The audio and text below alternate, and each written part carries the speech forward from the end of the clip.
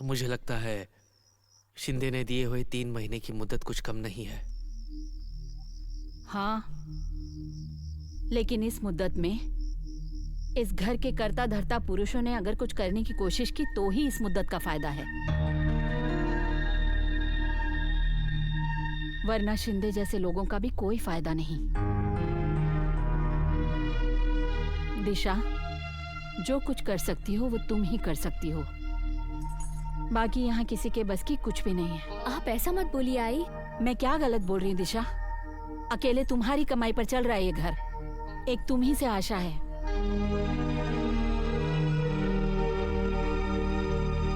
पिछले 25 सालों से इस परिवार का अपना कोई घर तक नहीं है, ये सच किसी को चुभता भी नहीं है। ये हमारी बदकिस्मती है।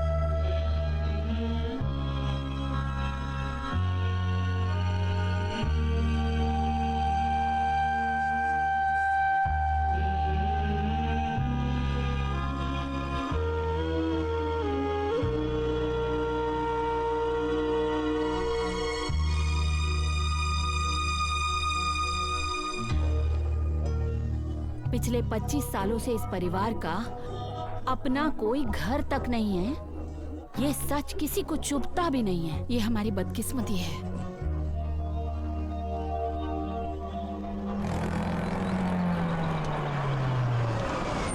एम्बुलेंस को बुलाओ, डॉक्टर को बुलाओ। क्या हो गया? कैसा क्या हो गया? ए, हटो हटो हटो, साइड हो जाओ। हटो यहाँ से, हटो, साइड हो जाओ। Sir sir sir sir Deshmukh sir, sir अरे मारो, पानी मारो। सर सर आप ठीक तो हो? क्या हुआ है सर आपको? सर सर होश में आइए। सर अपनी आंखें खोलिए। सर बस बस बस। Sir are you okay? Sir sir मैं सावंत, 2001 का बैच, बेस्ट स्टूडेंट। आपके यहाँ तो मुझे अवार्ड मिला था सर, पहचाना? आप ठीक तो है ना? सर फिक्र मत कीजिए, मैं हूँ। शिंदे, राणे, इन्हें उठाओ, आओ। चलिए सर, चलिए आराम से। हाँ सर, आराम से सर, संभल कर।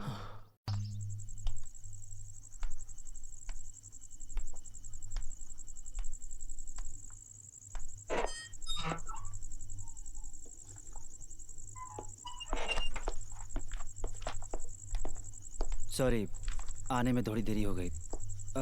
उस दिन मैं तुमसे कह रहा था ना, अपनी गुड़िया के लिए लाया हूँ।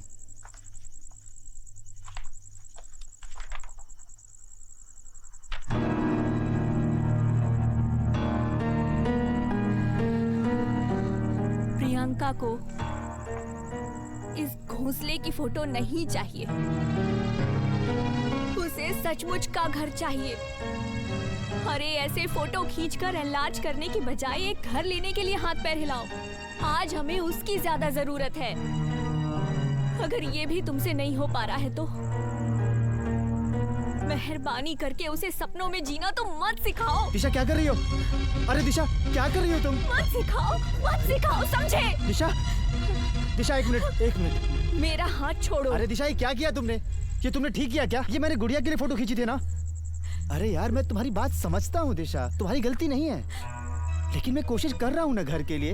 अरे इसी काम के लिए आज मैं लेकस क्रिएशंस गया था, मेरी फोटो एग्जीबिशन की प्रपोजल लेकर, और वो उसमें इंटरेस्टेड भी हैं।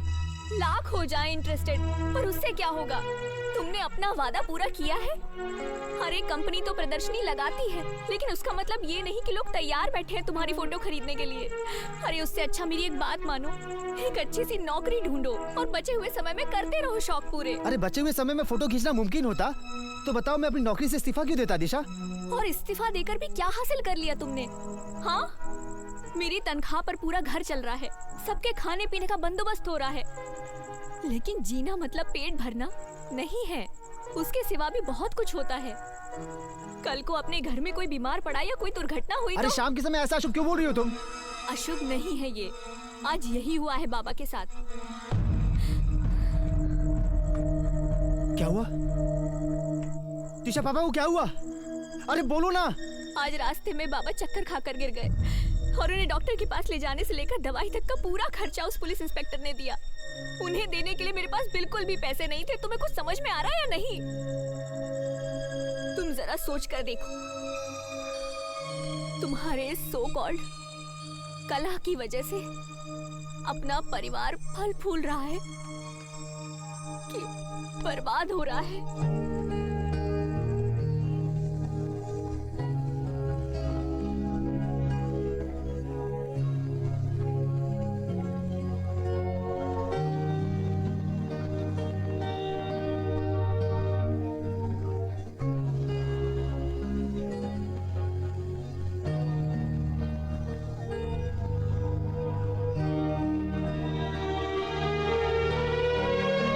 विशाल,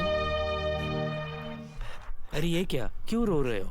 रो नहीं तो क्या करूं पापा, टीचर को मेरी खींची हुई एक भी फोटो पसंद नहीं आई। पर्यावरण पर होने वाली प्रदर्शनी के लिए उन्होंने मेरी एक भी फोटो नहीं चुनी। बस इतनी सी बात, रोकर हालात बदलते हैं क्या? विशाल, खुद का भविष्य बनाने के लिए या निर्माण करने के लिए दृढ़ संकल्प चाहिए। वो महासागर देख रहे हो, इंसान का ध्येय और महत्वाकांक्षा, ये हमेशा महासागर की तरह विशाल बड़े होने चाहिए। तूफान आता है और तूफान से महासागर में उफान भी आता है, लेकिन वो तूफान महासागर को सुखा नहीं सकता या महासागर को बर्बाद भी नहीं कर सकता। आखिर पीछे हटना पड़ता है तो उस तूफान को। महासागर वैसे ही रहता है। विशाल, समंदर का बाहरी रूप विशाल और विशाल उसकी गहराई है। इसलिए महासागर हमेशा से मेरी प्रेरणा रहा है। इसलिए मैंने तेरा नाम विशाल रखा है। इसीलिए तू भी महासागर से प्रेरणा ले और जिंदगी में बड़ा बनने का सपना देख। जिंदगी में कुछ तो हासिल करने का सपना देख। देखेगा ना बेटा? हाँ पापा।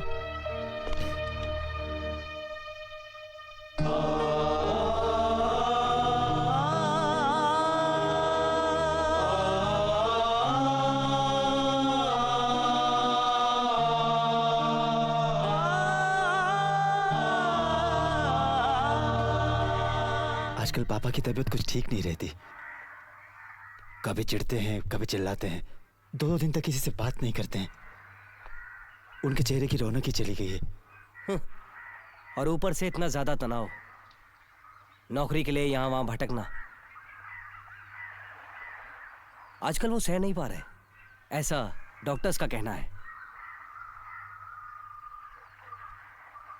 पूछ रहे थे बेटा क्या करता है? नौकरी कर रहा था, शादी के 2 साल बाद छोड़ दी। फोटोग्राफी में आजकल बहुत स्कोप है, मीडिया फील्ड में।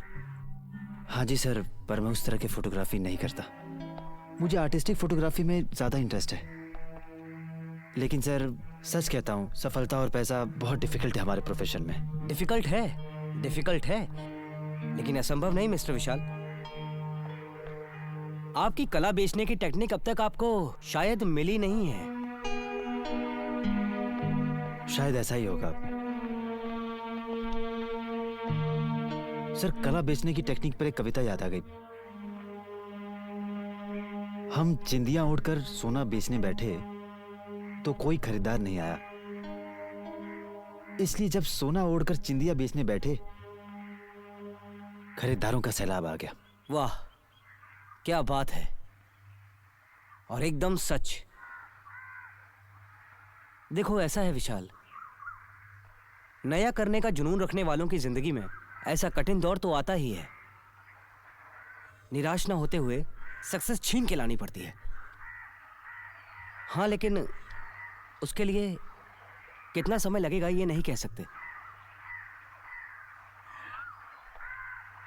उसका इंतजार करना, लगे रहना मौजूदा हालातों में मुमकिन है क्या? आपके लिए, आपके परिवार वालों के लिए। शांति से सोचो, जस्ट थिंक अबाउट इट। आओ।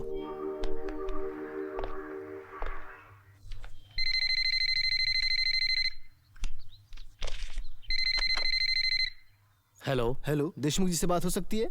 हाँ जी, बोल रहा हूँ। विशाल देशमुख है क्या? नहीं विशाल, कोई बात है क्या? नहीं, काम था उनसे। विशाल, तुम्हारा फोन है, देखो कौन है। हेलो।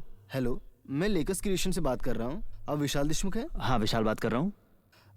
कल आपने जो हमारे यहाँ क्रिएटिव हेड को प्रपोजल दिया था, हाँ। वो उन्हें बहुत पसंद आया है। ओ थैंक्स। क्या आप आज मिलने आ सकते हो? हाँ हाँ, मैं आ जाऊँगा मिलने। आपके दिए हुए प्रपोजल पर हाँ। हम लोग डिटेल में बात कर लेंगे। मतलब क्या बजट है, क्या फॉर्मेलिटीज है, ये सब डिसाइड कर लेंगे। ओके। आप अपने फोटोग्राफ और फोलियो वगैरह ले आइए और हमारे क्रिएटिव हेड से मिल लीजिए। ठीक है। शार्प 10 बजे। ओके जी, मैं 10 बजे पहुँच जाऊँगा। Okay then, see you then. Thanks sir, thanks again. Bye. किसका फोन था विशाल? पापा लेकस क्रिएशन से फ़ोन था। मेरे फोटोज़ के एग्जीबिशन का प्रपोजल मैंने उन्हें दिया था, उन्होंने वो एक्सेप्ट कर लिया है। तैयार हो जाता हूँ।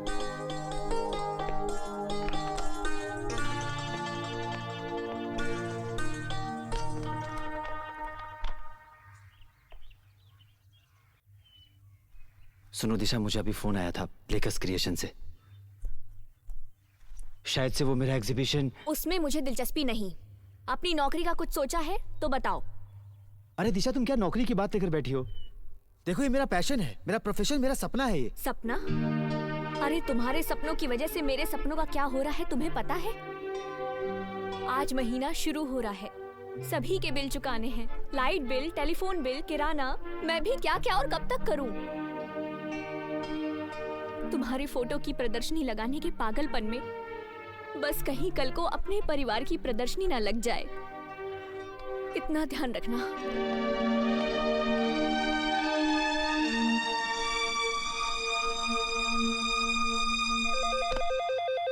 हेलो।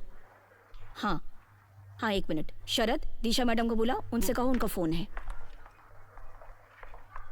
1 मिनट सर, मैं आपको फाइल देखकर Okay. बताती हूँ। अरे वो नेहा क्रिएशंस की फाइल देना। हाँ 1 मिनट। हाँ हेलो। दिशा, गड़बड़ हो गई है। विशाल बहुत अपसेट हो गया है। क्या हुआ?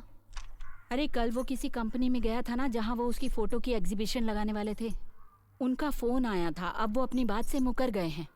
उन्होंने कहा पहले वो बड़े फोटोग्राफर की एग्जीबिशन लगाएंगे और फिर 6 महीने बाद आपका नंबर लगेगा, ऐसा बोले। इसमें नया क्या है? अरे वो जब से फोन आया तब से बहुत बेचैन हो रहा है।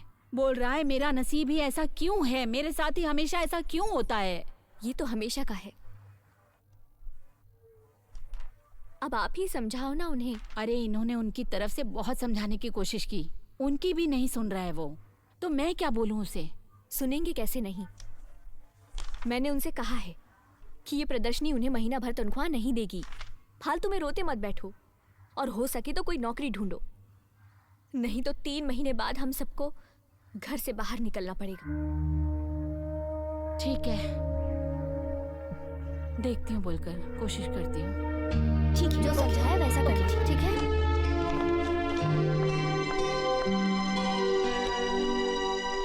दिशा, क्या हुआ? घर में थोड़ी प्रॉब्लम हो गई है। तो तुम घर चली जाओ ना। देखो, मैं सर को समझा दूंगी और आज के लिए तुम्हारा काम मैं संभाल लूंगी, ठीक है? जाओ। पक्का ना? हाँ हाँ पक्का, प्लीज। आई, कहाँ है वो? बाहर गया है। पर क्यों? तुमने जो मुझे कहा था ना, मैंने बोला उसको, साफ साफ कहा। घर में बैठ के रोने से अच्छा है कि हाथ पैर हिलाओ।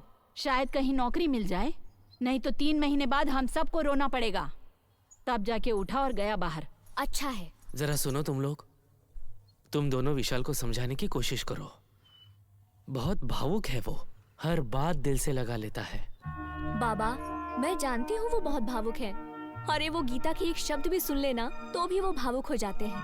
फिर भी ऐसे कवि मन के इंसान को ये शब्द नहीं समझ आते कि कभी किसी को मुकम्मल जहां नहीं मिलता। हर एक बेटी के पिता है वो, इसका उन्हें एहसास ना हो।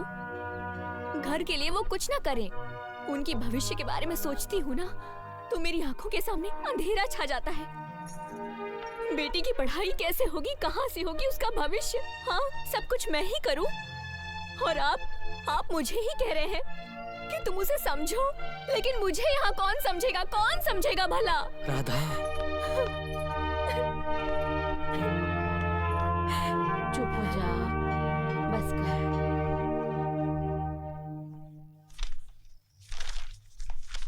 बाबा, चलिए अपनी दवाई ले लीजिए। रख दो, बाद में लेता हूँ। बाद में नहीं, अभी लीजिए, आप भूल जाएंगे। मुझे एक इम्पोर्टेंट कॉल लगाना है, बाद में लेता हूँ। बाबा, समय पर काम कर लेना सही होता है। ये लो दिशा, क्या है ये? पेड़े हैं। पेड़े किस लिए? दिशा, मुंह मीठा कब करते हैं? जब खुशखबरी होती है तब ना। हाँ, पर खुशखबरी कौन सी है? मुझे सन वीकली में नौकरी लग गई है। 17,000 रुपये तनख्वाह है। अरे मम्मी, मैं सच कह रहा हूं। 17,000 रुपये तनख्वाह है।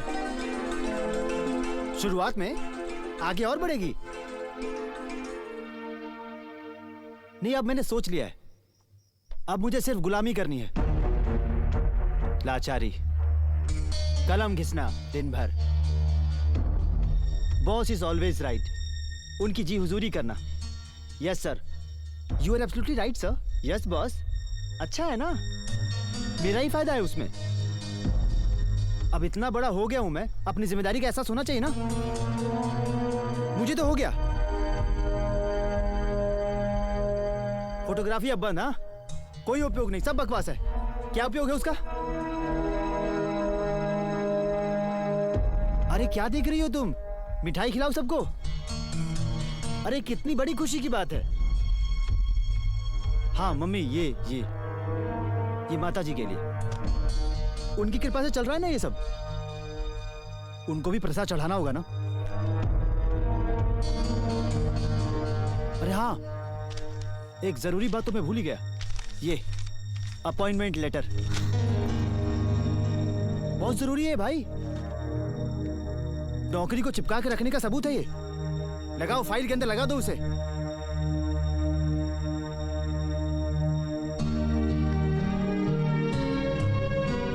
अब तो मैंने ठान लिया है कि जिंदगी भर यही नौकरी करूंगा।